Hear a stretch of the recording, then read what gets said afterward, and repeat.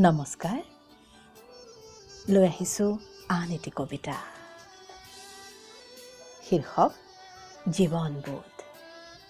কবি কণ্ঠ জুলি বৰুৱা। জীৱনৰ বহিয়া সপোনবোৰক আহ মেলি ল'বলৈ নাহিবা, পাহি মেলি নিদিবা জিৰাবলৈ অন্তৰ্মুখী উচ্চাকাংক্ষা। জানো সুৰুঙা বিচাৰি পৰশ্ৰী কাতৰে পৰজীৱীৰ দৰে পাশবদ্ধ কৰিব, শুহি খাবলৈ সফলতাৰ স্বপ্ন।